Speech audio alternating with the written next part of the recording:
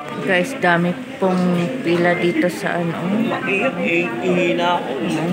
Ang daming pila nila. Oh, sa pahalikan to guys.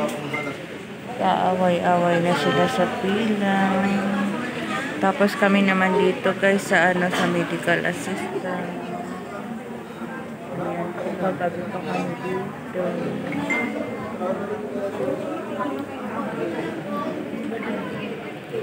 Ito sa ano, sa pahalikan sa Quiapo Church. Papasok sila dyan sa ano, sa pintuan. Tapos